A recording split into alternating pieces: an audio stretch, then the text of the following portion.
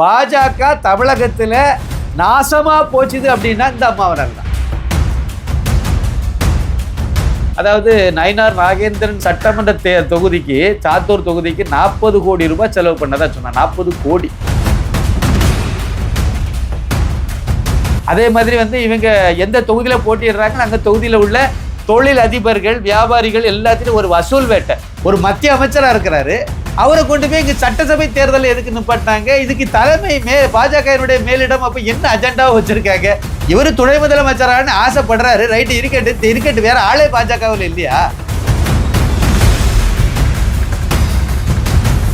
நமக்கு என்ன தனியாக ஒரு அடையாளம் கிடைச்சி போச்சுது, அதனால நம்ம இன்னும் வெளியே போகணும்னு போனார் அப்படின்னு சொல்லி நம்ம எடுத்துக்கிட்டா சரின்னு சொல்லி ஒத்துக்குவாரா இவரு? சோறு கொண்ட கண்ட இடம் சொர்க்கம்னு சொன்னோம்னா அதே மாதிரி தான். காசு துட்டு எங்கே கிடைக்குது அங்கே போறாரு. பைசா வாங்காம ஏதாவது ஒரு நிகழ்ச்சியில் அந்த ஆள் கலந்துருக்காருன்னு சொல்லுங்க. எதுக்கு எஸ்வி சேகரை கூட்டிட்டு நீங்க வச்சிருந்தீங்களா பாஜகவில்? தனி விமானம் கொடுத்து எல்லா இடமும் பிரச்சாரத்துக்கு அனுப்பியிருக்க வேண்டியதானே? தமிழிசை சவுந்தரராஜனுக்கு தனி விமானம் கொடுத்து எல்லா இடமும் பிரச்சாரம் பண்ண சொல்லியிருக்க வேண்டியதானே? கிடைக்கிற ஓட்டம் கிடைக்காம போயிருக்கு.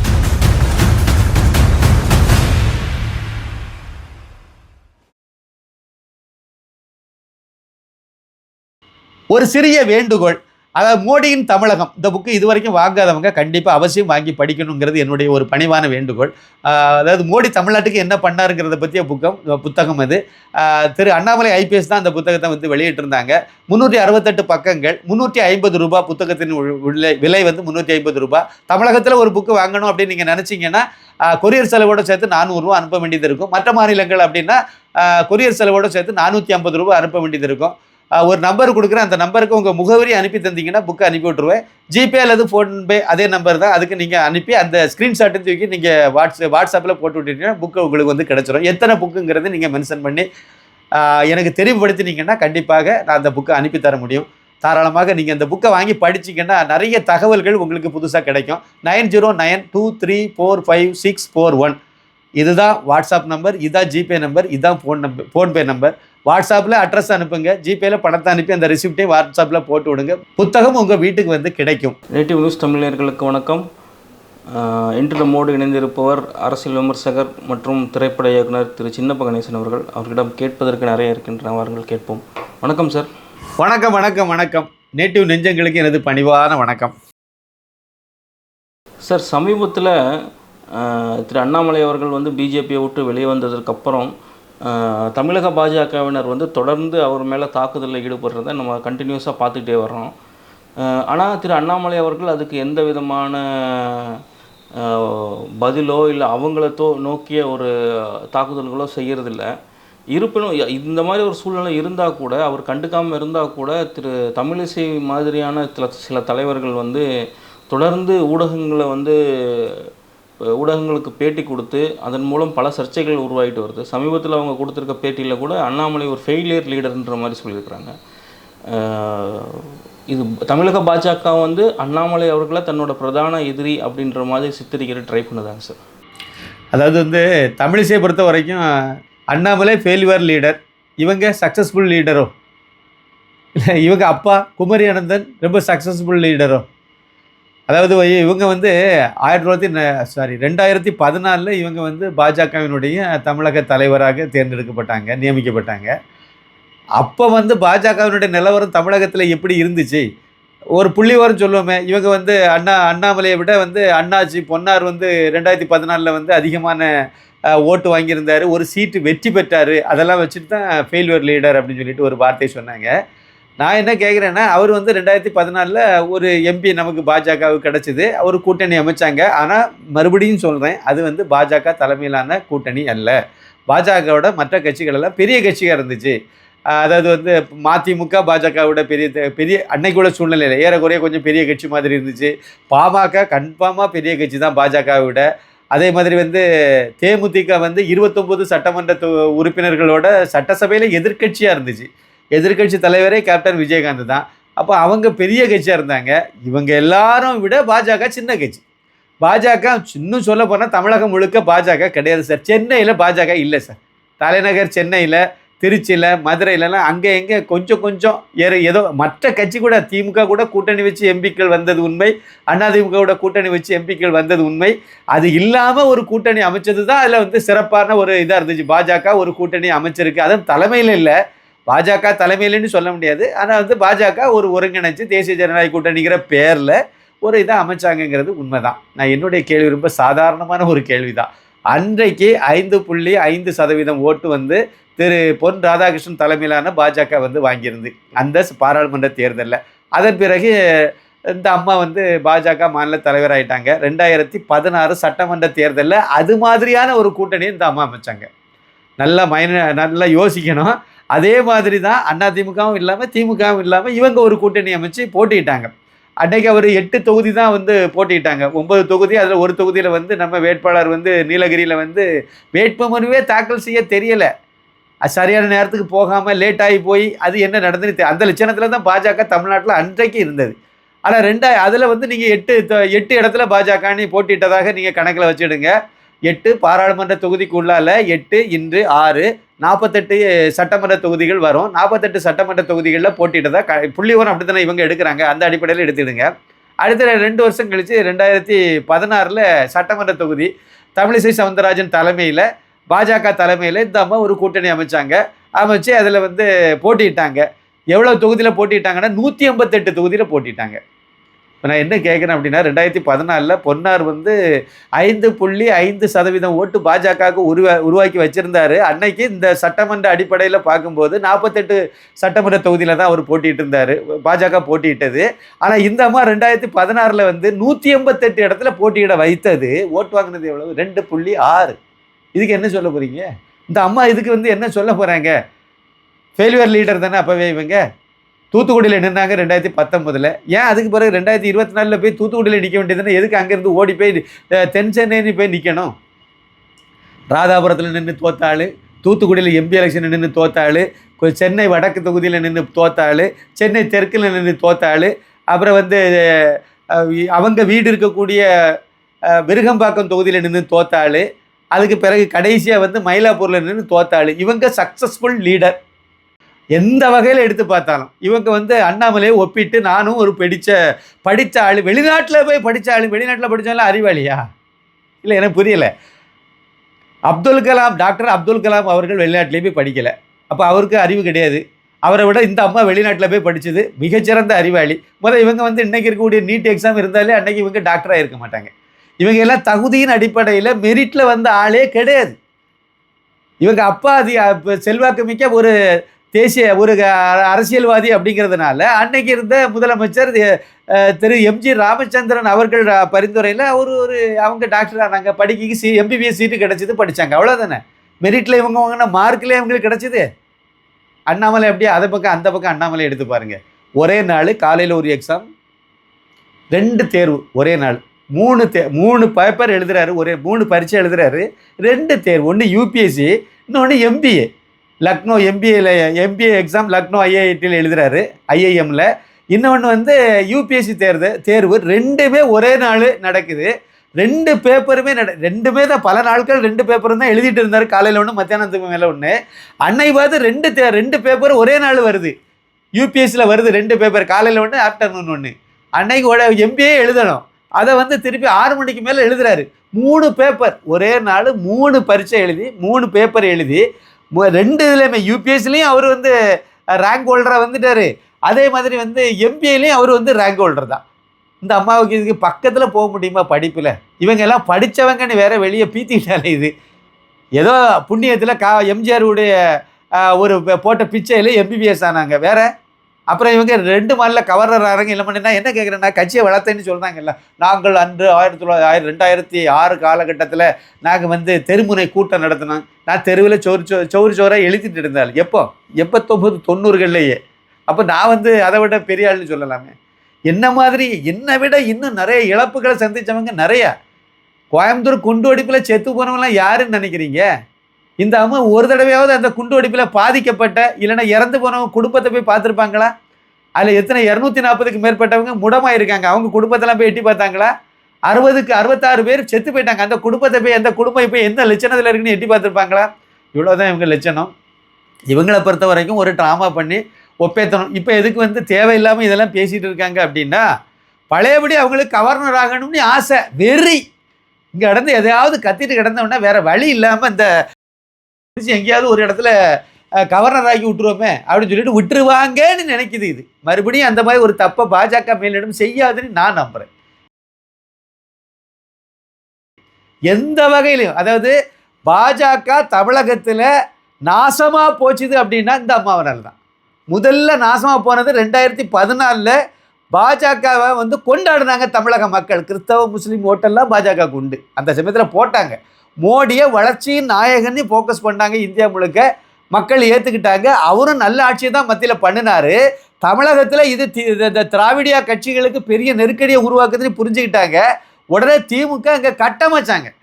மோடிக்கு எதிராக இங்கே வந்து கருப்பு பலன் விட்டாங்க, கோபேக் மோடின்னு விட்டாங்க. இந்த அம்மா தானே மாநில தலைவராக இருந்தாங்க பாஜகவுக்கு. என்ன துரும்ப கிள்ளி எடுத்து போட்டாங்க இவங்க. பாஜகவுக்கு இவ்வளோ பெரிய கெட்ட பேர், மோடிக்கு இவ்வளோ பெரிய கெட்ட பேர். தினத்தந்தியில் 3வது பக்கத்தில் இதுக்கு ஒரு செய்தி மட்டும் வந்தால் போதும். பாக்கி எல்லா பக்கத்துலேயும் வந்து அங்கே ஒரு ஒரு அதாவது மோடி எதிர்ப்பு ரிப்போர்ட்டர் இருந்தார். இப்போ இருக்கார, வேலையை விட்டு போயிட்டார தெரியல. அவர் விடிய விடிய எழுதிக்கிட்டே இருந்தார். பண மதிப்பிழப்புலாம் பக்கமாக எழுதிட்டு இருந்தாங்க. அதை முதலாளிகிட்ட கொஞ்சம் சொல்லுங்கன்னு நான் சொன்னேன். அது கடைசியில் சைபர் கிரைமில் எங்கள் மேலே ஒரு கம்ப்ளைண்ட்டை பண்ணி கொடுத்தேன்.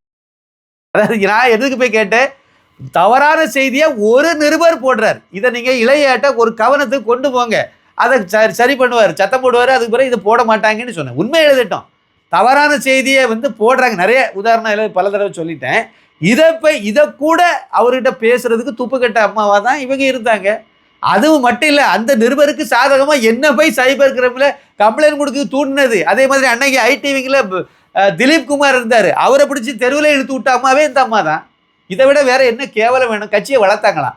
இவங்க வார்டு இருக்குல்ல, இவங்க வார்டு வந்து விருகம்பாக்கத்தில் இவங்க வீடு இருக்கக்கூடிய வார்டு இருக்குல்ல, அந்த வார்டில் ஒரு கவுன்சிலர் உருவாக்கு இந்த அம்மாவுக்கு துப்புண்டுமா கிடையாது. அதை விட இன்னும் கேவலம், இந்த 2026 பாராளுமன்ற சட்டமன்ற தேர்தலில் இவங்க பூத்து 129 நினைக்கிறேன், அந்த 129ஆம் நம்பர் பூத்தில் பிஜேபி 3வது இடத்துக்கு போயிருக்கு. இவ்வளவு கேவலமான ஒரு இதை வச்சுட்டு கன்னியாகுமரியில் அகஸ்தீஸ்வரம் தான் எங்கள் ஊர். அந்த அகஸ்தீஸ்வரத்தில் 15 உறுப்பினர்கள் கொண்ட டவுன் பஞ்சாயத்து அது. ஏன் அந்த பஞ்சாயத்தில் ரெண்டு மாநில கவர்னர் தானே. அந்த பஞ்சாயத்தில் உள்ள பாஜக நண்பர்களை வீட்டுக்கு வர வச்சு, அவங்க இல்லை இவங்க அங்கெல்லாம் போகும்போது அவங்கள சந்தித்து, எப்போ இந்த என்னுடைய ஊர் இது அகஸ்தீஸ்வரம், அதனால் எப்படியாவது பாஜக வெற்றி பெறணும், அதுக்கு என்ன பண்ணணுமோ நீங்கள் செய்யுங்கன்னு சொல்கிறதுக்கு இவங்களுக்கு என்ன உண்டு?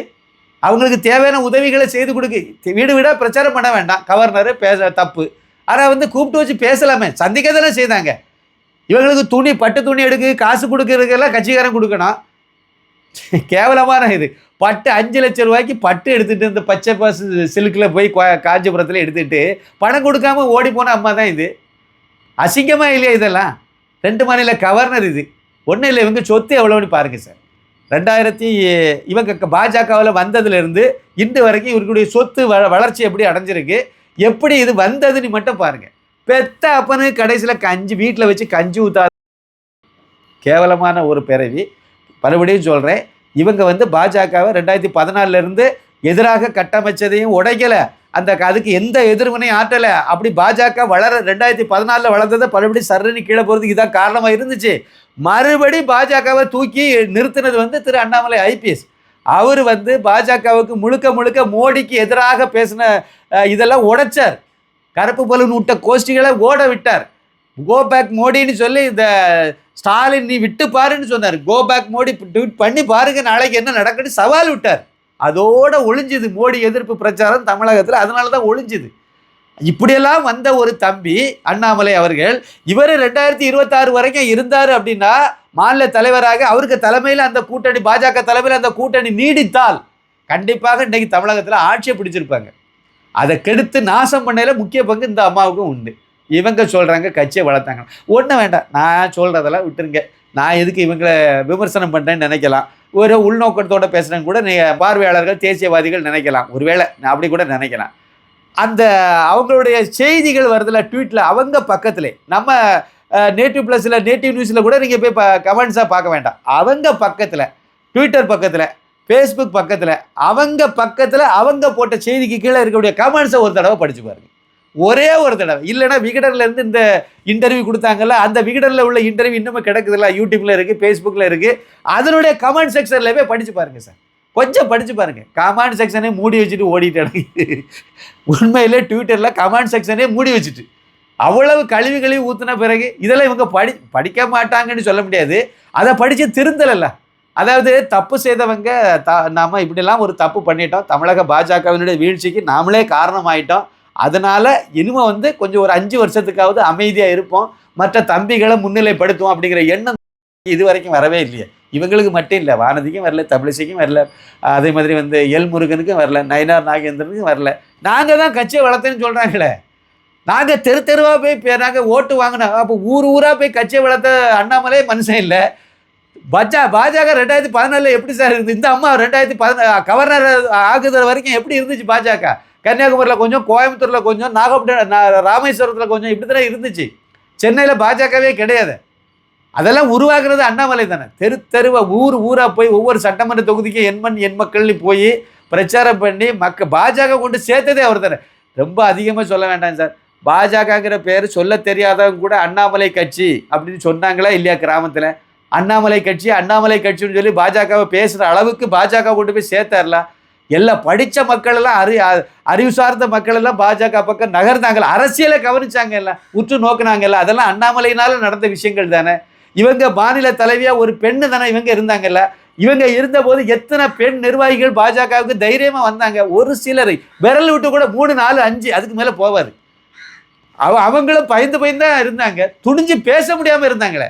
அண்ணாமலை வந்த பிறகு தானே ஒவ்வொரு மாவட்டத்திலையும் பெண் நிர்வாகிகள் உருவானாங்க. பெண்கள்லாம் தெருவுக்கு வந்தாங்களே, போராட்டத்துக்கெல்லாம் வந்தாங்களே. அண்ணன் தம்பி அண்ணாமலை இருக்கார், பார்த்துக்குவார். அந்த தைரியத்தை அவர் ஊட்டினார்ல. இந்த அம்மா என்னத்தை ஊட்டிச்சுது?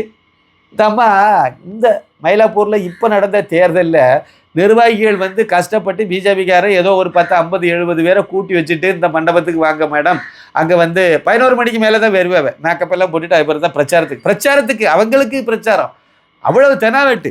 11 மணிக்கு மேலே தான் மேக்கப்பெல்லாம் போட்டுட்டு மேடம் வரும். அதே மாதிரி மத்தியானத்தோட கடையை சாத்திட்டு போயிடுவாங்க. அப்புறம் வெயிலெல்லாம் தாழ்ந்து ஒரு 2 மணிக்கு 4 மணிக்கு மேலே தான் அப்புறம் பிரச்சாரத்துக்கு வந்திருக்காங்க. இதான் இவங்க என்ன பண்ண 4 மணி இல்லை 5 மணிக்கு மேலே தான் அடுத்த பிரச்சாரம். ஒரு கல்யாண மண்டபத்தில் ஒரு 60, 70 பேரை ரெடி பண்ணி வச்சுட்டு இந்த வாங்க மேடம், இல்லை வந்தால் உங்களுக்கு ஒரு மரியாதை பண்ணுவாங்க. அவங்க எல்லாம் நம்ம பாஜகவுக்கு ஆதரவாளர்கள், பாஜக காரங்களில் ஆதரவாளர்கள். அல்ல வாங்கன்னு கூப்பிட்டா எவ்வளோ பேர் இருப்பாங்க? அது ஒரு எப்படியும் ஒரு 75 பேருக்கு மேலே இருப்பாங்க. ஒரு 300 பேரை ரெடி பண்ணுங்க, அப்போ தான் நான் வருவேன் அப்படின்னு சொன்ன ஆள் தான் இவங்க. அப்போ 50, 70 ஓட்டெல்லாம் ஓட்டே கிடையாது. இவங்க வரணும்னா அங்கே ஒரு 200 பேர் 300 பேர் இருந்தால். அதான் ஜான் ரவி கூட ஒரு இதில் சொல்லியிருப்பார், தூத்துக்குடியில் இவங்க போட்டியிட்ட நேரத்தில் நடந்த சம்பவத்தை சொல்லிடுவார். அவர் கை காசில் செலவு பண்ணி அவரே ஆளெல்லாம் கூட்டி அதெல்லாம் செய்த பிறகும் இந்த என்ன வாய் கொழுப்பு என்ன சொல்லிச்சில்ல, அதுதான் இப்போவும். அது திருந்தாது. அவங்க திருந்த மாதிரியெல்லாம் கிடையாது. பாஜகவை இழுத்து மூடணும் தமிழ்நாட்டிலேன்னு முடிவு பண்ணிட்டாங்க. கண்டிப்பாக அவங்க மிச்சமீதி இருக்குதையும் காலி பண்ணாமல் போக மாட்டாங்க. அதாவது கொஞ்சம் பேர் ஆசிலேஷனில் இருப்பாங்கல்ல. அண்ணாமலையே பிடிக்கும், மோடியும் பிடிக்கும். இப்போவும் வந்து மோடிக்கு எதிராக அண்ணாமலை போகிறதில்ல, அது வேற கதை. தேசியத்துக்கு எதிராகவும் போகிறதில்ல, போக மாட்டார். அவருக்கு தெரியும், அவர் ஐபிஎஸ், அவருக்கு எல்லாமே அதெல்லாம் தெரியும், போக மாட்டார். அவரே அதில் ஊறிட்டார். அப்போ வந்து சில பேர் இருந்தாலும் நான் ரொம்ப நாளாக பாஜகவிலே இருந்துட்டேன், சரி என்ன பண்ண, அண்ணாமலே வேணும் தான், சரி பார்ப்போம் அப்படின்னு சொல்லிட்டு அந்த 2 பக்கமும் இல்லாமல் பாஜகவிலே முழு மனசோட ஈடுபட்டு செயல்பட முடியாமல், அதே சமயத்தில் அண்ணாமலை ஐபிஎஸ் அவர்களுக்கு பின்னாடியே 100% அப்படியே போக முடியாமல் யோசனையில் இருப்பாங்கல்ல, அவங்களெல்லாம் இப்போ தள்ளி விடக்கூடிய வேலை இந்த அம்மா பார்க்குது. இந்த அம்மா மட்டும் இல்லை, மற்ற அம்மாக்களும் மற்றவங்களும் எல்லாருமே அதை தான் பார்க்குறாங்க. அப்படியே எல்லாத்தையும் பிடிச்சி அந்த பக்கம் தள்ளி விட்டுட்டோம் அப்படின்னா ஈஸியாக இருக்கும் பாஜகவில். நம்ம 4-5 பேர் தான். அப்புறம் வந்து எலெக்ஷன் வரும். இந்த எலெக்ஷன் வந்துச்சா அதில் வந்து எப்படியும் அதாவது நயினார் நாகேந்திரன் நின்ன தொகுதிக்கு 40 கோடி ரூபாய் செலவு பண்ணதாக சொன்னாங்க. ஒரு தகவல். 40 ஒரு சட்டமன்ற தொகுதிக்கு, சாத்தூர் தொகுதிக்கு 40 கோடி ரூபாய் செலவு பண்ணதாக சொன்னாங்க. 40 கோடி. அரசாங்க அதாவது தேர்தல் கமிஷனில் வந்து ஒரு சட்டமன்ற தொகுதிக்கு தெரியல, கரெக்டாக தெரியல, பாராளுமன்ற தொகுதிக்கு 75 லட்சமோ எதை தான் செலவுக்கு அனுமதி அப்படின்னா நீங்கள் பார்த்துடுங்க. கரெக்டான புள்ளி வரும் தெரியல, அதை நான் தெரிஞ்சுட்டு பிறகு சொல்கிறேன். ஆனால் 40 கோடி ரூபாய் செலவு பண்ணதாக ஒரு தகவல். அப்போ நீங்கள் பாராளுமன்ற தேர்தல் வரும்போது அடுத்து 2029 என்ன நடக்கும்னு நினைக்கிறீங்க? 100 கோடி ரூபாய் அளவுக்கு வாங்கலாம், செலவு பண்ணதாக கணக்கில் காணிக்கலாம், மேலே இருந்து தருவாங்கன்னு எதிர்பார்க்கலாம். அதில் ஒரு 4 கோடி 3 கோடியை செலவு பண்ணிட்டு பாக்கியெல்லாம் இதுக்கு முன்னாடி கடந்த கால தேர்தலில் இப்போ நின்றவங்க பெரும்பாலும் இந்த வேலையை தான் பார்த்துருக்காங்க. அதே மாதிரி வந்து இவங்க எந்த தொகுதியில் போட்டிடுறாங்களோ அங்கே தொகுதியில் உள்ள தொழில் அதிபர்கள் வியாபாரிகள் எல்லாத்தையும் ஒரு வசூல் வேட்டை. கோயம்புத்தூர்லாம் ஒரு தொகுதிக்கு வந்து ஒரு கடைக்கு வந்து ஆவரேஜாக 10,000 ரூபா மேனிக்கு வாங்கியிருக்காங்க. கடைக்கு சாதாரண கடையிலே 10,000 ரூபாய்க்கு மேலே வாங்கியிருக்காங்க கோயம்புத்தூரில். ஒப்பனக்கார வீதியிலெல்லாம் தாறுமாறாக வசூல் பண்ணியிருக்காங்க. இதே மாதிரி சென்னையிலே வசூல் தான். இதே மாதிரி வசூல் வேட்டை நடத்துவாங்க. வசூல் வேட்டை நடத்தி அதில் ஒரு 10 கோடி 50 கோடி 20 கோடி என்னமோ சம்பாதிக்கலாம். இதுக்கு முன்னாடி 4 கோடி 5 கோடி 8 கோடின்னு ஆட்டை போட்டவங்க என்னமோ 10 கோடி 25 கோடி 50 கோடின்னு ஆட்டை போடலாம். அதுக்கு தயாராகிட்டு இருக்காங்க. எலெக்ஷனில் நிற்பாங்க. அப்புறம் அடுத்த எம்எல்ஏ எலெக்ஷன்லேயும் மட்டும் தான் நிற்பாங்க. நம்ம கன்னியாகுமரி பற்றி ஒரே ஒரு சின்ன தகவல் சொல்கிறேன். 88 90களில் நான் பாஜக பக்கம் சின்ன இதில் நான் தொடங்கினேன். நாகர்கோவில் அப்போ பாராளுமன்ற தொகுதி நாகர்கோவில் தொகுதி. எனக்கு விவரம் தெரிந்ததிலிருந்து, அதாவது பாஜக பக்கம் நான் வந்ததுலேருந்து நீங்கள் பார்த்தீங்க அப்படின்னா நாகர்கோவில் பாராளுமன்ற தொகுதி, அப்புறம் மறுசீரமைப்பு பிறகு அது கன்னியாகுமரி பாராளுமன்ற தொகுதி. அந்த பாராளுமன்ற தொகுதியில் அண்ணாச்சி பொன் ராதாகிருஷ்ணன் அவர்களை தவிர வேறு யாரையாவது ஒரு ஆளை நிப்பாட்டியிருக்காங்களான்னு பார்த்தா இல்லை. அவர் ஒரு ஆள் தான் அதில் நின்றுட்டே இருப்பார். எல்லா பாராளுமன்ற தேர்தலையும் அவரே தான் நின்றுட்டு இருக்காரு. இடைத்தேர்தல் வசந்தகுமாரி இறந்த பிறகு வந்த இடைத்தேர்தலே அண்ணாச்சி தான் நின்னார். பிறகு வந்து பாஜக வளர்ந்துருக்கு அப்படின்னா எப்படி வளர்ந்துருக்கு? வேற வேட்பாளரே கிடைக்கலன்னு தானே அர்த்தம். விடுறதுக்கு ஒரு கன்னியாகுமரி வளர்ந்த பாஜக. எதுக்கு நான் கன்னியாகுமரி தொகுதியை நான் எடுத்தேன் அப்படின்னா கன்னியாகுமரி தான் ரொம்ப வளர்ந்த மாவட்டம். பாஜக ரொம்ப காலமாகவே வளர்ச்சி அடைந்த ஒரு மாவட்டம். அந்த மாவட்டத்திலேயே ஒரு பாராளுமன்ற வேட்பாளருக்கு நம்ம இன்னும் ஒரு ஆல்டர்னேட்டிவே உருவாக்கலையே. அண்ணாச்சி பொன் ராதாகிருஷ்ணனை விட்டு அங்கே வேற ஆள் இல்லைலாம் சொல்லிட்டு இருக்கீங்க. அப்புறம் எப்படி கட்சி வளரும்? அதான் வளராதுன்னு சொல்கிறேன். இதான் நிலவரம். அதனால் அவங்களா இனிமேல் திருந்த போகிறது இல்லை. அண்ணாமலை மூலமாக ஏதாவது தமிழகத்தில் மாற்றம் வரும்னு நம்புகிறோம். கண்டிப்பாக அது நடக்கும். சார், இப்போது நீங்கள் சொன்ன மாதிரி தேர்தல்களில் வந்து போட்டியிட்டு அதன் மூலமாக வெற்றியை வந்து அறுவடை பண்ணணும் அப்படின்ற எண்ணம் இல்லாமல் கட்சியில் இவங்க இருக்கிற மாதிரி நீங்கள் சொல்கிறீங்க. அதனால் இவங்களுக்கு என்ன பலன்? இவங்க வந்து ஆட்சி அதிகாரத்துக்கு வந்தால் தானே அவங்களுக்கு உண்டான தேவைகளை அவங்க பூர்த்தி செய்திக்க முடியும். வெறுமனே போட்டியிடுவதனால இவங்களுக்கு என்ன அப்படி ஒரு பலன் கிடைச்சிடும்னு நினைக்கிறீங்க? ஒன்றும் இல்லை, இவங்களுக்கு நோக்கமே வந்து என்னது, அதாவது இதில் நின்று நம்ம ஆட்சிக்கு வரணும்னா அண்ணாமலையை வச்சு ஆட்சிக்கு வந்திருக்கலாமே. சாதாரண ஆட்களுக்கெல்லாம் தெரியுமே, அண்ணாமலை நின்றால் கண்டிப்பாக அண்ணாமலை முதலமைச்சர் வேட்பாளரை வச்சு பாஜக தலைமையில் ஒரு கூட்டணியை உருவாக்குனா பாஜக தமிழகத்தில் ஒன்றும் இல்லை சார். இந்த வாட்டி 2026 ஆட்சியே பிடிக்காமல் இருந்தாலும் இன்றைக்கி சட்டசபையில் சக்தி வாய்ந்த எதிர்க்கட்சியாக பாஜக அமர்ந்திருக்கும்ல. ஒரு 40-50 எம்எல்ஏக்களோடு உட்காரக்கூடிய வசதிக்கு அது வந்திருக்கும்ல. ஏன்னா 2024 பாஜக வந்து 78 இடங்களில் வந்து பாஜக வந்து அதாவது அதிமுகவுக்கு முன்னாடி வந்துட்டு, அதில் 3 இடத்துல வந்து திமுகவுக்கும் முன்னாடி வந்துட்டு. அப்போ 3 சட்டமன்ற தொகுதி உறுதியான வெற்றிங்கிறது அப்போவே நிலைநாட்டப்பட்டுட்டு. அதுக்கு பிறகு உள்ளது 1 வருஷம் டைம், கால அவகாசம். அதில் வந்து அண்ணாமலை அவர்களுடைய அந்த ஸ்ட்ராட்டஜியெல்லாம் வேறு மாதிரி இருந்துச்சு. 1 வருஷத்துக்கு முன்னாடியே வேட்பாளரை நிறுத்தி அவங்க தொகுதியில் போய் வேலை செய்யணும். அவர் வந்து இன்னொரு பயணம் போனோம், எண்மண் எண் மக்கள் யாத்திரை மாதிரி. அது ஒரு சட்டமன்ற தொகுதியை உள்ளடக்கி போனாங்க. அடுத்து வந்து கிராமமாக போகணும், எல்லா கிராமத்தையும். அப்போ 1 வருஷம் அவர் கிராமமாக போய் இதெல்லாம் பண்ணியிருந்தாருன்னா கண்டிப்பாக ஆட்சியே பிடிச்சிருக்கும். அந்த அணி, அந்த கூட்டணி ஆட்சியை பிடிச்சிருக்கும். ஒருவேளை அது நடைமுறைக்கு பிடிக்க முடியாமல் போனால் கூட இன்னைக்கு சட்டமன்றத்தில் ஒரு 60-70 எம்எல்ஏக்களோட பாஜக உட்காந்துருப்போம்ல. அப்போ ஒரு சக்தி வாய்ந்த 2வது இடத்துல எதிர்கட்சிங்கிற இடத்துல வந்திருக்கக்கூடிய வாய்ப்பு இது. இன்னொன்று சொல்ல போனால் அந்த ஆளுங்கட்சியாகவே அது வந்திருக்கும். ஜோசப் விஜய்க்கு ஓட்டு போட்டதில் 3/4 பேர் நீங்கள் எப்படி கூட்டி கழித்து பார்த்தாலும் ரசிகர்கள்ங்கிறது அவருக்கு அதிகம் உண்டுங்கிறது உண்மை. அதில் 18 வயசுக்கு கீழே உள்ள ரசிகர்கள் ரொம்ப அதிகங்கிறதும் உண்மை. ரசிகர்கள் மட்டுமே ஓட்டு போட்டு அவர் ஆட்சிக்கு வரல. அது ஒரு 30 அவர் வாங்கின மொத்த 1 கோடியே 70 லட்சம் ஓட்டில் ஒரு 30-40 லட்சம் பேர் வந்து ரசிகர்களாக இருக்க வாய்ப்பு இருக்கும். அவ்வளோதான். ஒரு 30 லட்சம் பேர் ஓட்டு வந்து ரசிகர்களாக விழுந்திருக்கும் அப்படின்னு எடுத்துக்கலாம். பாக்கி உள்ள ஓட்டு எல்லாமே திமுகவும் வேண்டாம், அண்ணா திமுகவும் வேண்டாம். இந்த 2 பேரும் மாற்றி இருந்து நாட்டை சீரழிச்சு விட்டாங்க. அதனால் வேண்டாம். எடப்பாடி பழனிசாமியும் வேண்டாம், மு.க. ஸ்டாலினும் வேண்டாம். ஒரு மாற்றம் அந்த ஆள் வந்துட்டு போட்டு நினச்சி ஓட்டு போட்டவங்க தான். இவங்க வேண்டாங்கிறதுக்காக விஜய்க்கு ஓட்டு போட்டது. விஜய்க்கே நம்பிக்கை இல்லையே. நம்ம ஏற்கனவே பல தடவை சொன்னது தான். விஜய்க்கே இந்த மாதிரி இவ்வளோ பெரிய வெற்றி கிடைக்குங்கிற நம்பிக்கை இருந்தால் அவர் 2 தொகுதியில் நின்றுக்க மாட்டார். அப்போ அவருக்கு நம்பிக்கை இல்லை, நின்றவங்களுக்கே நம்பிக்கை இல்லை. சும்மா தூத்துக்குடியில் நின்று வெற்றி பெற்ற ஸ்ரீநாத்தெல்லாம் அவர் வெற்றி பெறுவார்னு அவருக்கே தெரியாது. அவர் சும்மா ஏதோ போட்டிருக்காங்க, அங்கே போய் எட்டி பார்த்துட்டு வருவார். அங்கே போய் டூர் போனமே போனார். பிக்னிக் 1 வாரம் அங்கே 10 நாள் அங்கே போய் இருந்து கடையில் டீ குடிச்சிட்டு பரோட்டா சாப்பிட்டுட்டு வந்தார், வெற்றி பெற்றார். இதெல்லாம் இவங்கெல்லாம் வேண்டான்னு வேண்டாங்கிறதுக்காக விழுந்த ஓட்டு தானே. வேற எந்த அடிப்படையில் வந்துச்சு? அப்போ இப்படியெல்லாம் வர்றதுக்கு காரணம் என்ன? தம்பி அண்ணாமலை அவர்களை முதலமைச்சர் வேட்பாளராக நிறுத்தவும் போனது. நிறுத்தியிருந்தாலே போதும், களம் வேற மாதிரி மாறி இருக்கும்ல. அதே சமயத்தில் அதிமுக இப்போ வந்து வெற்றி பெற்ற பிறகு இந்த கட்சி அழியுது. வெற்றி பெற்றா நிறைய எம்எல்ஏக்களை உருவாக்கின பிறகு அழியுது. அன்னைக்கு வந்து அந்த சூழ்நிலை அமைஞ்சிருக்குமானா நிறைய இடத்துல வெற்றி பெற்றிருக்காது. ஓட்டு சதவீதம் 10க்கு கீழே போயிருக்கும் அதிமுகவுடைய ஓட்டு, கீழே இறங்கியிருக்கும். அதே சமயத்தில் அண்ணாமலையுடைய தலைமையிலான அணி வந்து மிகப்பெரிய அளவில் அந்த 10% நேரம் இந்த பக்கம் தான் வந்திருக்கும், வேற வழி கிடையாது, வந்திருக்கும். இது அவ்வளோத்தையும் கெடுத்தது இந்த அம்மா தானே. இந்த அம்மாவும் சேர்ந்து தானே கெடுத்தாங்க.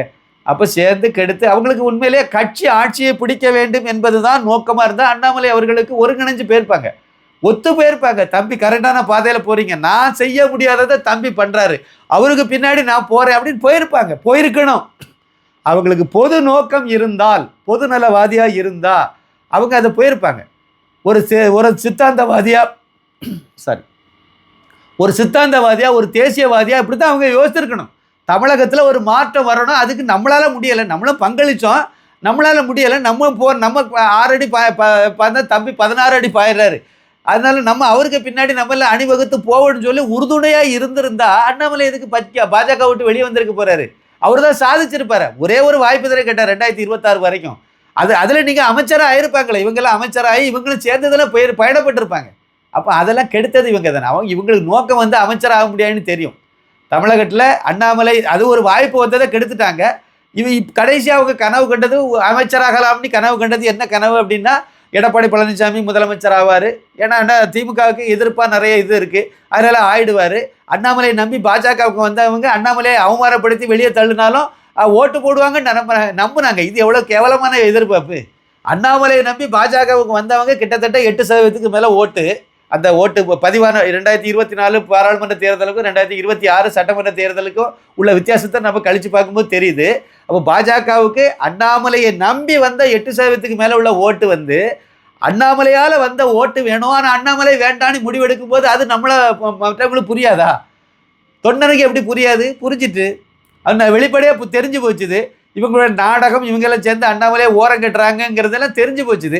அப்புறம் எதுக்கு இவங்களுக்கு ஓட்டு போடுறதுக்கு பதிலாக நம்ம விஜய்க்கு ஓட்டு போட்டு போகணும், அந்த ஆளாவது வந்துட்டு போட்டோம், ஏதோ ஒரு வரட்டு வந்தால் வராரு, இல்லாட்டா போகிறாரு, என் ஓட்டு அங்கே அப்படின்னு போட்டுட்டாங்க, வந்துட்டார். அதனால் இவங்க நோக்கம் வந்து அது இல்லை. அண்ணாமலை வந்து பாஜக ஆட்சியை பிடிக்கணும்லாம் நோக்கம் கிடையாது, பாஜக வளரணுங்கிற எண்ணமும் இவங்களுக்கு கிடையாது. இந்த கும்பல் ஒருத்தரும் கிடையாது. பாஜகவில் இன்றைக்கி இருக்கக்கூடிய மூத்த தலைவர் யாருக்கும் கிடையாது. அவங்களுக்கெல்லாம் நமக்கு இந்த பதவி எந்திருக்கு, இதை வச்சு நம்ம எப்படி சொந்தமாக சம்பாதிக்கலாம், என்ன செய்யலாம், அப்படியே திமுகவுக்கு ஒரு அண்டர்லிங்க், அண்ணா திமுகவுக்கு ஒரு நேரடி உறவு, அப்படியே வச்சுட்டு காலத்தை ஓட்டணும், வரக்கூடிய எலெக்ஷனில் நிற்கணும். இதை மட்டும் தான் அவங்க இப்போதைக்கு கணக்கில் வச்சுருக்காங்க. ஏதாவது கவர்னர் இந்த மாதிரி ஏதாவது பதவி கிடச்சிருந்தா அதையும் நம்ம வந்து அனுபவிச்சுக்கணும். எல்முருகனை பொறுத்த வரைக்கும் இது எனக்கு அந்த லாஜிக்கே புரியலை சார். சட்டசபை தேர்தலில் நிற்கிறாரு, தோக்குறாரு, அவரை போய் மத்திய அமைச்சரை ஆக்குறாங்க, மேல் சபை எம்பி ஆக்கி மத்திய அமைச்சராக ஆக்கியாச்சு. சரி, அவருக்கு குடும்பத்தில் உள்ள ஓட்டே பிஜேபி கொடுத்துருக்குமான்னு தெரியல. உண்மையான விஷயம் இதுதான். அவருடைய கூட சார்ந்த சமுதாய ஓட்டுங்க, அவர் எதாவது செய்தால் தானே ஓட்டு போடுவாங்க. அவருக்கு தொகுதி மக்களும் ஓட்டு போடல, அவருடைய சார்ந்த சமுதாய மக்களும் ஓட்டு போடல, ஆனாலும் அவர் பாராளுமன்ற தொகுதி கொண்டு போய் நிப்பாட்டினாங்க.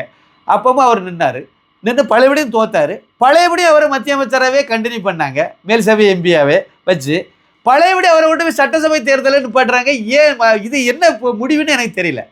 ஒரு மத்திய அமைச்சராக இருக்கிறாரு, அவரை கொண்டு போய் இங்கே சட்டசபை தேர்தலில் எதுக்கு நிப்பாட்டினாங்க? இதுக்கு தலைமை பாஜகவினுடைய மேலிடம் அப்போ என்ன அஜெண்டாவை வச்சுருக்காங்க? எனக்கு அந்த விஷயமே புரியலை. அவங்க நோக்கம் என்ன? இவர் துணை முதலமைச்சரானு ஆசைப்படுறாரு, ரைட்டு, இருக்கட்டு, வேறு ஆளே பாஜகவில் இல்லையா? ஒரு பாஜகவுக்கு ஒரு துணை முதலமைச்சர் பதவி கிடைக்கலாம் அப்படின்னு ஒரு இது இருக்குது, நம்ம அதை ஏற்றுக்குவோம். இருந்தது அந்த மாதிரி எடுத்துக்கிடுவோம். எடுத்தாலும் பாஜகவில் வேறு ஆளே இல்லையா? இன்னொருத்தரை வந்து நிற்க வச்சு வெற்றி பெற, யாரும் வெற்றி பெற்று வராங்களா, இல்லை ஒரு ஆளை துணை முதலமைச்சர் ஆக்க போகிறீங்க, அவ்வளோதானே, ஆக்கிட்டு போகலாமே. எதுக்கு? அது அவ்வளோ பெரிய ஒரு ஞானியா இவர், இல்லைன்னா அவ்வளோ பெரிய திறமைசாலியா?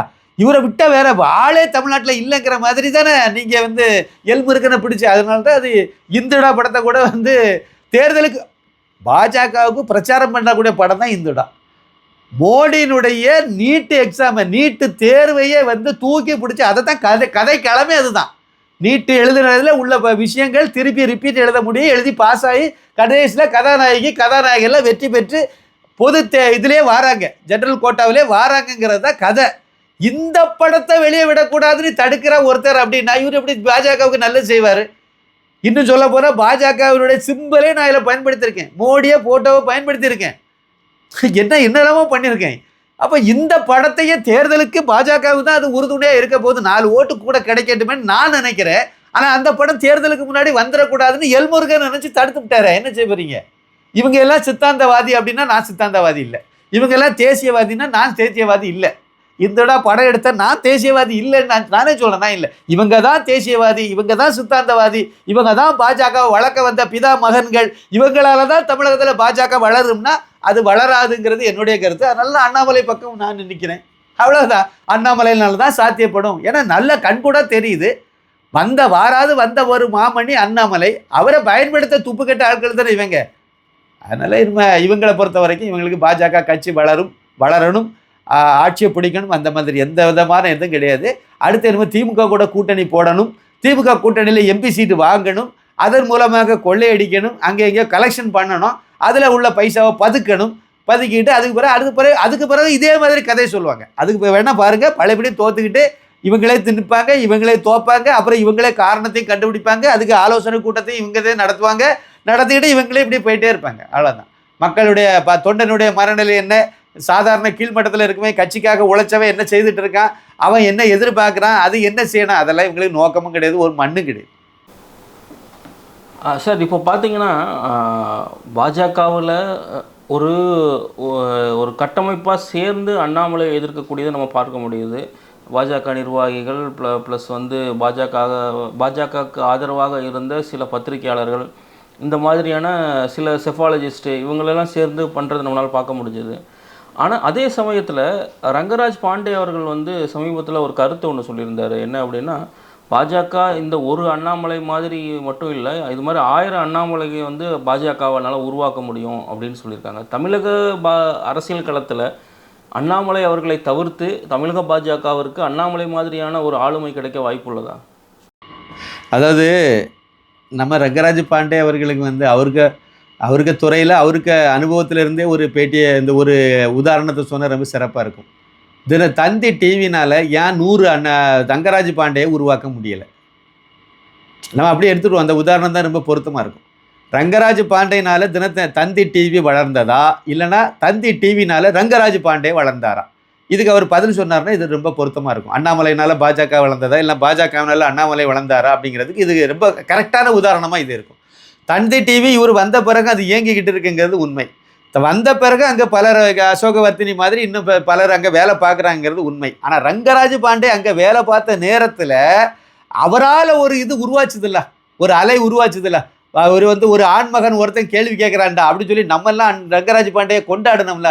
குறிப்பாக இந்த ஓசிச்சோறு வீரமணியை போட்டு தூக்கி போட்டு 4 மிதிக்கும் போதெல்லாம் எல்லாரும் அந்த வீடியோவை கட் பண்ணி பரப்பிட்டே இருந்தோம்ல. அப்போ அந்த ரங்கராஜ் பாண்டே அந்த மேடை கிடைச்சதுனால அவரால் அந்த இதை பர்ஃபார்மன்ஸு கொடுக்க முடிஞ்சு. அதான உண்மை. அவரால் தந்தி டிவிக்கு பெருமையும் கிடச்சிது, ஒரு பெருமையும் கிடச்சிது, ஒரு வளர்ச்சி கிடச்சிதுன்னு எடுத்துக்கலாம். தந்தி டிவியை பொறுத்த வரைக்கும் தந்தி டிவி வளரவே இல்லை அப்படின்னு இல்லை, எல்லா டிவி மாதிரி சன் டிவி மாதிரி அதுவும் ஒரு டிவி, அவ்வளோதான். ஆனால் இவர் அங்கே வேலை பார்க்கும்போது பேசப்பட்டுச்சு, இன்னும் கொஞ்சம் அதிகமாக பேசப்பட்டுச்சு. அது வரை நார்மலாக அது இருந்துகிட்டு இருக்கு, அதுக்கு வேலையை அது பார்த்துட்டு இருக்காங்க. ஆனால் நான் என்ன சொல்கிறேன் அப்படின்னா, இவர் எதுக்கு வெளியே வந்தார்? தந்தி டிவினால தானே இவரே வளர்ந்தார். இவருக்கு கொடுக்காத செல்வாக்கா, இவருக்கு கொடுக்காத அதிகாரமா, வீரமணிகிட்டே பேட்டி எடுக்கக்கூடிய அளவுக்கு இவருக்கு எல்லா செல்வாக்கும் கொடுக்க தானே செய்தாங்க, எல்லா வசதி வாய்ப்பையும் கொடுக்க தானே செய்தாங்க. அப்புறம் எதுக்கு இவர் வெளியே வந்து ஒரு யூடியூப் சேனலை ஆரம்பித்தார்? சாணக்கியாவை ஏன் ஆரம்பிக்கணும்? அங்கே எல்லாம் கொடுத்தாங்கல்ல, அங்கே இருக்க வேண்டியது தானே. அதுக்கு ரங்கராஜ் பாண்டே ஏதோ பதில் சொல்ல போகிறாரா? நான் அங்கே இருந்திருப்பேன், அது என் விஷயம், நான் வந்து என்னுடைய எதிர்காலத்தை நோக்கி தனி சேனல் ஆரம்பிக்கணும்னு நினச்சேன், அதனால நான் சாணக்கிய இதை நான் வந்து ஆரம்பித்தேன். அப்போ இவர் தந்தி டிவியில் இருந்து இவரை ஒரு பிராண்டாக உருவாக்கி ரங்கராஜ் பாண்டேனா யாருன்னு வெளி உலகத்துக்கு கொண்டு போய் சேர்க்கறது வரைக்கும் தந்தி டிவி தேவைப்பட்டுச்சு, அங்கே உட்கார்ந்துருந்தார். அதுக்கு பிறகு இவர் என்னமோ வளர்ந்தாச்சு, நமக்கு என்னமோ தனியாக ஒரு அடையாளம் கிடச்சி போச்சுது, அதனால நம்ம என்னமோ வெளியே போகணுன்னு போனார் அப்படின்னு சொல்லி நம்ம எடுத்துக்கிட்டா சரின்னு சொல்லி ஒத்துக்குவாரா இவர்? ஆனால் உண்மை அதுதான். தந்தி டிவி மூலமாகத்தான் இவருக்கு ஒரு முகவரி கிடைத்தது. தந்தி டிவிக்கும் அதில் ஒரு சின்ன வளர்ச்சி கிடைச்சிது, இல்லைன்னு சொல்ல முடியாது.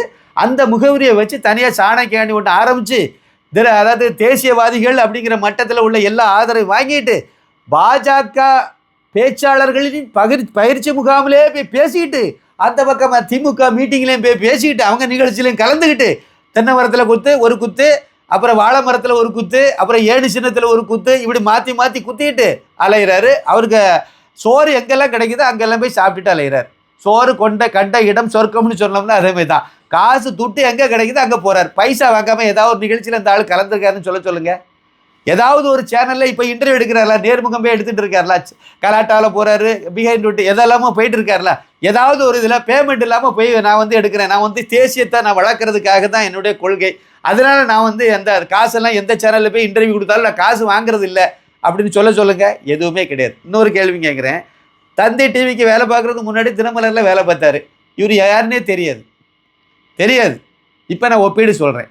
பாஜகவுக்கு வர்றதுக்கு முன்னாடி அண்ணாமலை ஐபிஎஸ் சிங்கம் அண்ணாமலைன்னு பேர் வாங்கின ஆள் கர்நாடகத்தில். வேலை பார்த்த நேரத்தில் தந்தி டிவியில் தினமலரில் வேலை பார்க்கும்போது ரங்கராஜ் பாண்டேன்னா நோபடி நோ சார், குயிஸ் ரங்கராஜ் பாண்டே இந்த கேட்டகரியில் தான் அவர் இருந்தார். ஆனால் அண்ணாமலை அங்கே சிங்கமாக கர்ச்சனை பண்ணிட்டு இருந்தார். கர்நாடகத்தில் அவர் அரசியலுக்கு அதில் அரசு ஊழியராக இருந்து வெளியேறுன்னு சொல்லும்போது காங்கிரஸில் நீங்கள் எங்கள் கட்சியில் சேருங்கன்னு சொல்லியிருக்காங்க. அது மாதிரி கட்சிடி தேவகோபாலுடைய மகன் வந்து குமாரசாமி வந்து நீங்கள் எங்கள் கட்சியில் சேருங்கன்னு அவங்க கேட்டிருக்காங்க. பாஜகவில் நீங்கள் எங்கள் கட்சியில் சேருங்கன்னு சொல்லியிருக்காங்க. கர்நாடகத்தில் இந்த 3 முக்கிய கட்சிகளுமே வந்து எங்கள் கட்சிக்கு வாங்க எங்கள் கட்சி வாங்கன்னு சொல்லி கூப்பிட்டது அண்ணாமலை அவர்களை. அவர் வேண்டான்னு சொல்லிட்டு வந்து அவர் வந்து வி த லீடர்ஸுங்கிற அமைப்பை ஏற்படுத்தி ஒரு மோட்டிவேஷ்னல் ஸ்பீச் எல்லாம் கொடுத்து விவசாயமும் பார்த்துட்டு இருந்தார். கரெக்டாக அவரை தேடி பிடிச்சி எடுத்த ஆள் சூப்பர் ஸ்டார் ரஜினிகாந்த். அவர் கட்சி ஆரம்பிக்கணும் 2021 ஒரு முடிவு எடுத்து வெளியே வந்த நேரத்தில் முதலமைச்சர் வேட்பாளராக தேடி பிடிச்சி எடுத்துகிட்டு வந்தது திரு அண்ணாமலை ஐபிஎஸ் அவர்களே. இல்லை அவர் கரெக்டாக தான் கணிச்சிருக்காங்க. கணிச்சு அவரை வந்து கொண்டு வந்தால் சரியான ஆளாக இருப்பார், அதனால அவரை வந்து முன்னிலைப்படுத்தணும்னு சொல்லி கொண்டு வந்தாங்க, பண்ணாங்க. அது வந்து அவர் ஒரு சூழ்நிலை துரதிருஷ்டவசமாக அவர் வந்து அந்த கட்சி ஆரம்பிக்க முடியலை. ஒருவேளை ஆரம்பிச்சுதான் 2021 அண்ணாமலை அவர்கள் முதலமைச்சர் ஆயிருக்க கூடும். அப்போ அது நடக்காமல் போச்சுது. சரி, அதுக்கு பிறகு அவர் வந்து திருப்பி அரசியல் கட்சிக்குன்னே வந்துட்டார். எப்படி திருப்பி பாஜகவை கொண்டு வரலாம்னு முயற்சி பண்ணி பாஜகவில் BL சந்தோஷ் அவர்களுடைய முயற்சியில் பாஜகவில் கொண்டு வந்தாங்க. பாஜகவுக்கு வரும்போது பாஜக எப்படி இருந்தது? 2021 முன்னாடி பாஜக தமிழ்நாட்டில் எல்லா இடமும் பரவலாக இருந்துச்சா? கொஞ்சம் சென்னையில் கொடி முளைச்சிது, அவ்வளவுதான். வேலி யாத்திரை மூலமாக கொஞ்சம் லேசாக ஒரு இது இருந்துச்சு, அவ்வளோதான். பெரிய அளவில் இல்லை.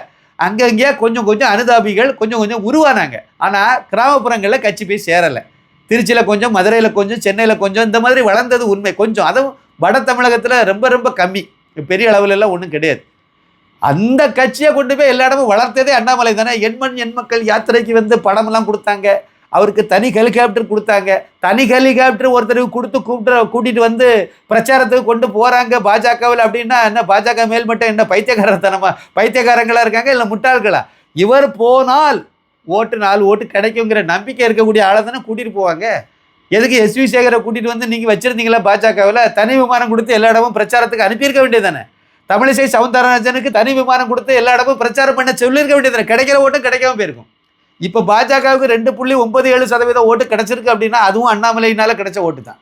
அது இன்னமும் மோசமாக போயிருக்கும். கடைசி நேரத்தில் சரி எப்படியாவது போயிட்டு போட்டுன்னு சொல்லி அண்ணாமலைக்காக ஓட்டு போடணும்னு போட்டவங்க தான் இந்த 2.97% ஓட்டு. அது வந்து வேறு யாருக்காகவும் கிடைக்கல. இப்போ நான் என்ன கேள்வி கேட்குறேன் அப்படின்னா, அண்ணாமலை அவர்களை டார்கெட் பண்ணணும், அவரை வந்து இழிவுபடுத்தணும், அவரை மட்டம் தட்டணுங்கிறது திரு ரங்கராஜ் பாண்டேயுடைய நோக்கம். நான் என்ன சொல்கிறேன், ரங்கராஜ் பாண்டே அண்ணாமலையோட பெரிய ஆளு சார், நான் ஒத்துக்கிறேன் சார். பாஜக தலைவராக்குங்க அவரை. பாஜக தான் வந்து 100 அண்ணாமலைகளை RSS உருவாக்க முடியுமே, பாஜக உருவாக்க முடியுமே. ஒரு ரங்கராஜ் பாண்டே வச்சு அவருக்கு தனி விமானம் கொடுங்க, அவரை எண் மக்கள் யாத்திரை மாதிரி யாத்திரையை கொண்டு போய் சொல்லுங்க, இல்லை வேற என்னெல்லாம் கேட்குறாரோ எல்லாம் கொடுங்க, பாஜகவை ஆட்சி கொண்டு வர சொல்லுங்க, சேலஞ்சு எடுத்து பண்ண சொல்லுங்க அந்த ஆளை. இல்லைனா மாரிதாஸை இறக்கி விடுங்க. மாரிதாஸ் அதை அண்ணாமலைக்கு 8 வருஷத்துக்கு முன்னாடியே பிஜேபிக்கு வந்துட்டார், அவரை களத்தில் இறக்குங்க. அவரு நிறைய அறிவாளி, நிறைய டேட்டாஸ் எல்லாம் வச்சிருக்காரு மாரிதாஸ், அவரை இறக்கி விடுங்க, பாஜகவினுடைய மாநில தலைவர் ஆக்குங்க, கட்சி ஆட்சிக்கு ஏற்றுங்க, 2031 கொண்டு வர முயற்சி பண்ணுங்க. பண்ணலாம்ல? இல்லை, நிர்மலா சீதாராமன் உலக அழியப்பட்ட ஒரு பெரிய முகம், அவங்கள கொண்டு வாங்க. ஜெயலலிதாவோட பவர்ஃபுல் லேடி கொண்டு வாங்க சாமி, அவரை கொண்டு தமிழக பாஜக தலைவர் ஆக்குங்க. அந்த அம்மாவை ஆக்கி 2031 தமிழகத்தில் பாஜகவை ஆட்சியில் உட்கார வைங்க. யாராவது குறுக்க நிற்க போகிறாங்களா? யாருமே இல்லை. அவர் அண்ணாமலை அவருக்கு பாட்டுக்கு அவருக்கு வேலையை பார்த்துட்டு போகிறாரு. ஆனால் உண்மை என்னென்னா, ரங்கராஜ் பாண்டே மாதிரியான ஆட்கள், இந்த செப்பாலஜிஸ்ட்னு ஒன்று சொன்னீங்க பார்த்தீங்க, JVC ஸ்ரீராம், இந்த ஆளெல்லாம் வன்ம கிடங்குன்னு சொல்லலாம். அந்த அளவுக்கு அப்படியே 2031 அண்ணாமலை முதலமைச்சர் ஆகிட்டார்னு வச்சுடுங்க, இவரெல்லாம் உண்மையிலே தமிழ்நாட்டில் இருக்க மாட்டார். அந்த அளவுக்கு ஜீரணிக்கவே முடியல. 2014 அண்ணாச்சி பொன் ராதாகிருஷ்ணன் இருந்தபோது பாஜக வந்து 18% கூட்டணி வந்து 18% ஓட்டு கிடைச்சது. பாஜகவுக்கு எவ்வளவு கிடைச்சது அதை சொல்ல மாட்டார் இந்த புண்ணாக்கு. பாஜகவுக்கு 5.5% ஓட்டு அதையும் சொல்லணும்ல. 2021 கணக்குப்படி பார்த்தா நீங்கள் வந்து பாஜகவுக்கு வந்து 18%. ஆனால் அந்த சட்டசபை வாரியாக நீங்கள் பிரித்து மேய்ஞ்சி பார்த்தீங்கன்னா அது வந்து ரொம்ப கம்மி. 2014க்கும் 2024க்கும் நீங்கள் ஏன் 2014க்கும் 24 இடையில எலெக்ஷனே நடக்கலையா? 2019 ஒரு தேர்தல், பாராளுமன்ற தேர்தல் நடந்துச்சு, அது கிடையாதா? இல்லை 2016 ஒரு தேர்தல் நடந்துச்சு, அது கிடையாதா? 2021 ஒரு சட்டமன்ற தேர்தல் நடந்தல, அதெல்லாம் கிடையாதா? பாராளுமன்ற தேர்தல் 2014, அப்புறம் நேர ஸ்ட்ரைட் அங்கே இவ்வளோத்துக்கு 2014 வந்து திமுக அதிமுக இல்லாத அணி, இல்லாத ஒரு அணி அமைச்சாங்க. 2024 அதே மாதிரி திமுக அதிமுக இல்லாத ஒரு கூட்டணி. 2019 அதிமுக கூட கூட்டணி. பாஜக என்ன ஓட்டு வாங்கிச்சுது? எத்தனை இடத்துல வெற்றி பெற்றாங்க? 0 தானே. ஒரு இடத்துல வெற்றி பெறல. இதே சொல்லணும்ல. செப்பாலஜிஸ்ட்னா உண்மைத்தன்மையை பேசணும்ல. புள்ளிவரம் சொல்றாரு, சரிங்க. 2014 கணக்குப்படி பாஜக வந்து 8 இடத்துல தான் போட்டிட்டுச்சு. 8x6 48 right. 2024 வந்து பாஜக வந்து 23 இடத்துல தாமரை சிம்பல் நின்றுச்சு. இன்று 6 136 போடுறாரு, ரைட்டு. அதனால் நீங்கள் இந்த 48 இதே நீங்கள் அதெல்லாம் கம்பேர் பண்ணுங்கள், ரைட்டு. அப்படியே 2014 வாங்கின இதையும் அப்படியே 2016 வாங்க தமிழிசை 188 இடத்துல நின்னாங்க. ரெண்டையும் கம்பேர் பண்ணி சொல்லலாமே. பக்கத்தில் தானே இருக்குது. 10 வருஷம் தாண்டி இல்லைல்ல. 2014 பாஜகங்கிற கட்சியே கன்னியாகுமரி மாவட்டத்தையும் கோயம்புத்தூரை தாண்டி வெளியே தெரியலையே சார். சென்னையில் அந்த கட்சியே இல்லையே. வெற்றியின் கீதம்னு ஒரு ஆடியோ சிடி 2014 வெற்றியின் கீதம் அப்படின்னு சொல்லி மோடிக்காக ஒரு ஆடியோ சிடி வெளியிட்டோம். அது யார் மூலமாக வெளியிட்டாங்க? அது எங்கேருந்து ஆரம்பித்தது அப்படின்னா, அன்றைக்கு ஒருங்கிணைந்த திருவள்ளூர் மாவட்டத்திலிருந்து மாவட்டத்தின் சார்பாக அந்த ஆடியோ சிடி ரெடி பண்ணோம். 9 பாடல்கள். திரு லோகநாதன் அவர்கள் தான் அப்புறம் வந்து திருவள்ளூர் மாவட்ட பாஜக தலைவராக இருந்தார். பொன்னார் வந்து மாநில தலைவராக இருந்தார். அந்த வெற்றியின் கீதம் ஆடியோ சிடியை நாங்கள் ரெடி பண்ண நேரத்தில் சென்னையிலலாம் பாஜக ஒரு கொடி கம்பம் கூட கிடையாது சார்.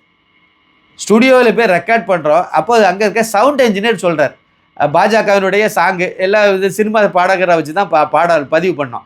அப்போ அவர் சவுண்ட் இன்ஜினியர் சொல்கிறாரு, சார் பாஜக எங்கே சார் இருக்குது? உங்கள் ஊரில் கன்னியாகுமரி மாவட்டத்தில் இருக்குது, வேறு எங்கே சார் இருக்குது? சென்னையில் எங்கேயுமே இல்லையே சார் அப்படிங்கிறார். இப்படித்தான் சார் இருந்துச்சு. அதை எல்லா இடமும் இருக்குது அப்படிங்க கொண்டு வந்ததே திரு அண்ணாமலை ஐபிஎஸ் தானே. அப்போ 2014 உள்ள பாஜகவே இல்லை எல்லா இடமும்.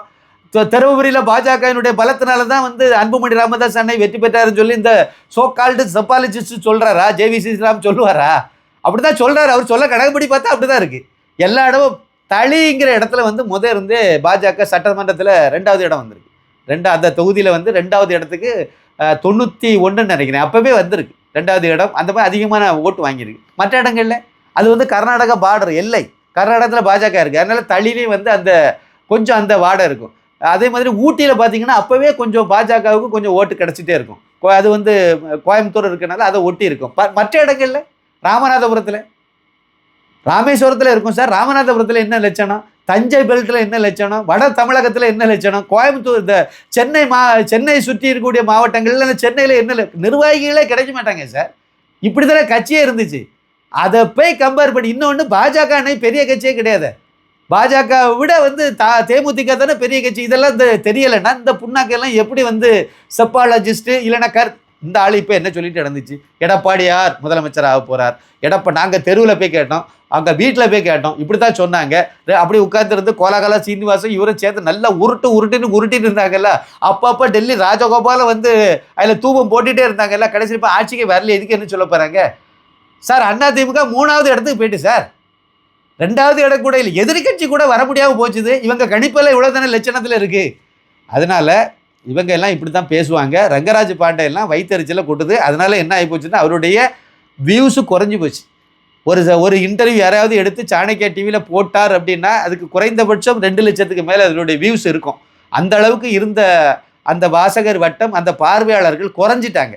ரங்கராஜ் பாண்டையா காரி துப்பக்கூடிய லெவலில் போனதுனால, அவருடைய நம்பகத்தன்மை குறைஞ்சதுனால வேற வழி இல்லாமல் தமிழ் வானதி சீனிவாசன்ட்ட ஒரு இன்டர்வியூ எடுத்து அதை வச்சு ஏதாவது ஒப்பேத்தனம்னு சொல்லிட்டு ஒரு இதை போட்டு அதுலேயும் வந்து அது நெகட்டிவாக தான் போய் சேர்ந்துச்சு, சுற்றிச்சு. சில ஷார்ட்ஸ் வந்து அந்த அந்த அம்மாவுக்கு வந்து இவருக்கு இது ஏன்னா இனிமேல் அண்ணாமலைக்கு சார்பில் கேள்வி கேட்கணும்ல, அப்போ தானே நடுநிலைமையாளர்னு காணிக்க முடியும் அப்படின்னு ஒரு முயற்சி பண்ணார். அது அந்த மாதிரி போச்சுது. அடுத்த அமர் பிரசாத் ரெட்டியை வச்சு பழையபடி ஒரு உருட்டு உருட்டிட்டு நடக்கார். என்ன வேணால் உருட்டுங்க, மக்களுக்கு உண்மை தெரியும். அண்ணாமலைக்கு மேலே உள்ள ஒரு கடுப்பு உங்களுக்கு அவ்வளோதான், ஒரு வயிற்றெரிச்சல், ஸ்டொமக் ஃபயர். அதனால தொடர்ந்து இதே மாதிரி விஷத்தை கக்கிட்டு கிடக்கு. இதில் டெல்லி ராஜகோபாலில் நம்பர் 1ல் இருக்கார். அவர் ரொம்ப உயர்ந்த இடத்துக்கு போயிட்டார். அதாவது அண்ணாமலை வந்து தமிழகத்தினுடைய சுப்பிரமணிய சாமினே சொல்லிட்டார், அவ்வளோ உயரத்துக்கு போயிட்டார். அண்ணாமலை வந்து தமிழகத்தில் முதலமைச்சரெல்லாம் வரும்போது வந்து அந்த அளவு வன்மத்தை கக்கிட்டு நடக்கிறாங்க. ஏன் இந்த வன்மம்னு தெரியல. ஒரு அரசியல் கட்சியிலேருந்து ஒருத்தர் வெளியே போகிறார், போயிட்டு போகிறாரு. ஒரு பார்வையாளராக பாருங்கள், ஒரு அரசியல் விமர்சகராக பாருங்கள், ஒரு பத்திரிகையாளராக பாருங்கள். அவர் போகிறனால என்ன நன்மை, என்ன ப்ளஸ் மைனஸ்ன்னு சொல்லுங்கள் பாஜகவுக்கு. அவருக்கு என்ன நன்மை, என்னெல்லாம் கெடுதல் அவருக்கு மைனஸ் இருக்குன்னு சொல்லுங்கள். என்ன நிறை குறைய அலசுங்க. அதுக்கு உங்களுக்கு இது இருக்குது. ஆனால் அதை விட்டுட்டு அதுக்கு மேலே வன்மத்தை கக்கிறது எந்த வகையில் நியாயம்? 100 அண்ணாமலையே உருவாக்க முடியும். 100 அப்பவும் கூட நீங்கள் அதில் பாருங்கள், பாஜகவால் 100 அண்ணாமலையை உருவாக்க முடியும்னு சொல்ல தெரியுது உங்களால். ஆனால் 100 தமிழிசையை உருவாக்க முடியும்னு சொல்ல தெரியல, பார்த்தீங்களா? ஏன்னா அந்த அளவுக்கு ஒன்றும் இல்லைன்னு தானே அர்த்தம். ஒரு 100 வானதியை உருவாக்க முடியும் அப்படின்னு சொல்ல முடியலையே. அப்படின்னா அதெல்லாம் உருவாக்குனா ஒன்றும் வேஸ்ட்டுன்னு சொல்லி உங்களுக்கே தெரியுது. அண்ணாமலை அந்த அளவுக்கு உயர்ந்த இடத்துக்கு வந்துட்டார், உயர்வு பெற்றுட்டார் அப்படிங்கிற உங்களுக்கு திறமைசாலிங்கிறது புரியுது. அதேமாதிரி அண்ணாமலைக்கு எல்லா இதுவும் கொடுத்தாங்க. ஏன் நயனாராயணன் என்ன கொடுக்கல? பிளாஸ்டிக் சேர் கொடுத்து விட்டாங்களா? அவருக்கு தான் எல்லாம் கொடுத்துருக்காங்க. அவர் பயன்படுத்தலை. ஒரு தலைவருங்கிற ஒரு பதவி, அதுக்கு என்ன அதிகாரம் இருக்குங்கிறதே தெரியலை இவங்களுக்கு. அண்ணாமலைக்கு தெரிஞ்சுது, அதை பயன்படுத்தினார், அவ்வளோதான். அதுக்கு குறுக்க கட்டையை போட்டு கெடுத்து விட்டீங்க நீங்களாம் சேர்த்து. சரி, பரவாயில்ல. அதனால் இனிமேல் இது மாதிரியான பத்திரிகையாளர்களுக்கெல்லாம் வந்து அந்த இதுவும் எல்லாரும் கவனிச்சுட்டு தானே இருக்காங்க. அதனால் அவங்களுடைய முகத்திரையும் சேர்ந்து கிழிஞ்சு போகுது. அண்ணாமலையை எதிர்த்து பேசி, அதனால் உண்மையை பேசுங்க. அண்ணாமலை பக்கத்தில் உள்ள அண்ணாமலைக்கு எதிராக கூட பேசுங்க, ஆனால் உண்மையை பேசுங்க, பொய் பேசக்கூடாதுல்ல. பாஜகவினால் அண்ணாமலையால் பாஜகவை இருந்து இவர் வந்து எல்லாம் அவரை உருவாக்கிக்கிட்டு அப்படியே போயிட்டார். இவர் தந்திட்டிலேருந்து எல்லாம் உருவாக்கிட்டு நேரே வந்து சாடகை ஆரம்பிச்சுட்டு போன மாதிரி அண்ணாமலை போயிட்டாருன்னு சொல்லி இவர் நினைக்கிறார், ரங்கராஜ் பாண்டே நினைக்கிறார். சரி, பொழிஞ்சு போட்டு விட்டு தள்ளுங்க. சரிங்க சார், உங்கள் நேரத்தை ஒதுக்கி எங்களுக்காக பல்வேறு விஷயங்களை பகிர்ந்துட்டீங்க. மீண்டும் இன்னொரு தலைப்பில் சந்திப்போம். ரொம்ப நன்றி சார். மிக்க நன்றி. நன்றி, வணக்கம்.